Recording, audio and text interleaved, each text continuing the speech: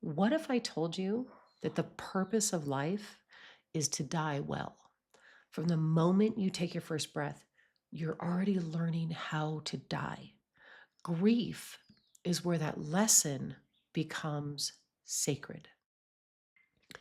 Hey there, I am Jessa. I am a South American trained shaman. I have been working with Amazon plant medicine and Andean spiritual cosmology for nearly a decade. I'm also a Tantra coach, an alchemist, a channel, and an all around cosmic witch. So let's talk about it.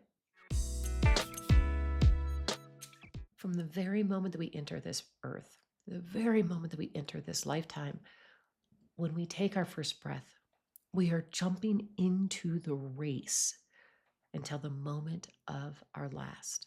And it is even said that our final exhale of this lifetime, we initiate the pause before the inhale of the next. You see, the process of life itself is a cycle of death and rebirth, a process of dying. There is nothing in life that is guaranteed, and the only constant in life is change. And I will go one step further and say that all fear that we experience has a foothold in our fear of death. So, how do you gracefully die? And how do you gracefully rebirth? I cannot talk about living and dying without talking about dimensions. The purpose of this existence is to move from all being, first dimension, into all knowing, ninth dimension. The purpose of life is to be God witnessing itself.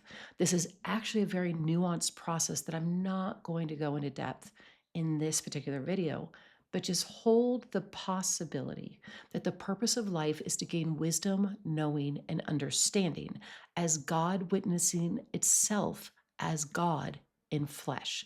And to do this, we must die over and over again.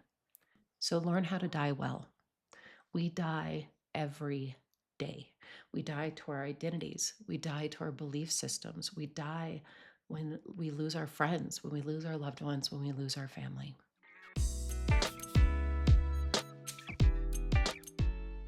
I began to understand the process of grief and death and dying at a very, very young age. As the child of a single mother in California, we were often sent to be with our grandparents, her parents, in Texas during the summers. And staying with my grandparents, them being older, there was never a summer that I wasn't at least two or three funerals because they would have friends that would pass. We'd have extended family that would pass. So this was a very early introduction to the impermanence of life. As a teenager, my very first friend that I lost, his name was Adrian. He died overnight from spinal meningitis. I even remember having to take a pill that turned my urine purple or not purple, depending on whether I had contracted this disease or not. The second time I encountered death was a couple of years later when my good friend Kelly had committed suicide. And then as an adult, being in New Orleans, death was something that we would encounter all the time. It is just something that comes with the territory of living in New Orleans. Other ways that I've gotten to know grief and death is through my marriage.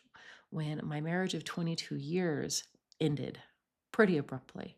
And later it would be the loss of my daughter when my daughter was taken from my life. And finally, it was my own identity. Everything that I knew to be true about myself had to die in order for me to rebuild. As an adult, I have also experienced the loss of both of my parents, leaving me to feel a bit like an orphan for quite a long time in my life. So, how did I get through it all? How did I rise? How did I return from the underworld? How did I spread my wings as the phoenix to continue going? By walking through it, by walking through the forge, by walking through the fire. In order to process grief, you must feel it all. This is the process of transmutation. Any feeling that we feel 100% is bliss. Bliss is feeling any feeling 100% of the way. Allow the memories to come, allow them to move through you, allow the pain to rise. You see, praise is the roommate of grief. And let me explain this a little bit. Grief itself is one side of a coin. On the other side of that coin is praise. When we move through grief, we encounter beauty. When we encounter beauty, we experience gratitude and we experience love.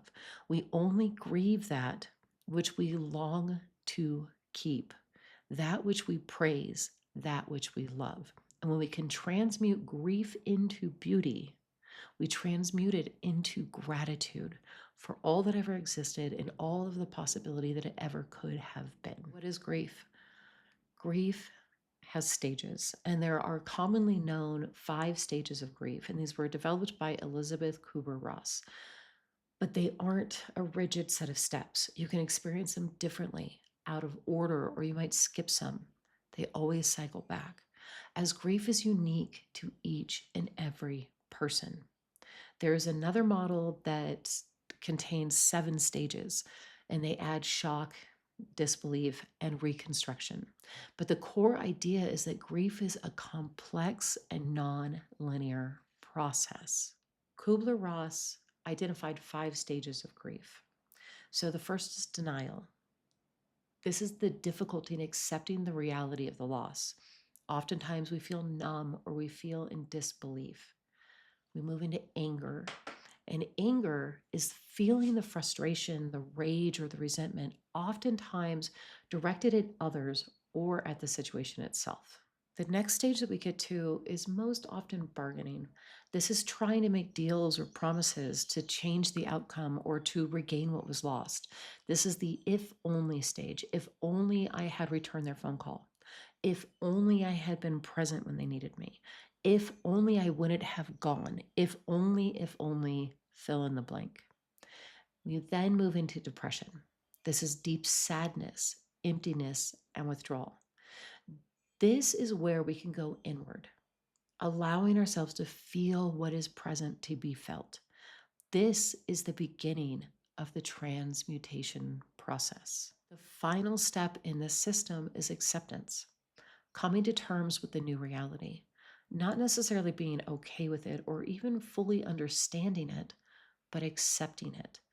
This is where we begin to find peace, and peace is the threshold of beauty. Some important things to remember here is that grief is not linear. You don't have to go through these stages in order, and it is not universal. You might feel other emotions like guilt or anxiety, and you might skip stages to return to them later. There is no timeline. There is no set time for grieving. It is your personal journey. Some things to keep in mind in the spiritual realm when processing grief is that the source of grief is sorrow. It is always sorrow. When we can process sorrow through grief, we are able to access beauty. The transmutation of sorrow to beauty is for all consciousness. It taps directly into the collective. Processing grief is how we transcend the life-death cycle on both the micro level of, I didn't get what I wanted. Think Santa didn't leave me the Super Wonder Barbie Deluxe edition that all of my friends got. This begins a cycle of grief. And the macro level. I feel like an orphan after the loss of my parents. This is only the beginning. I'm going to do a few more videos with more information about grief, especially grief and sorrow around addictive patterns. And I'm also going to do a few more videos guiding you in ways that you can process your grief and how that will affect your life. So stay tuned. I think this is enough to digest for now. Love you. Hey, so if this resonated, visit my website at jessafreimeyer.com to explore upcoming courses, free offerings, and don't forget to click the buttons.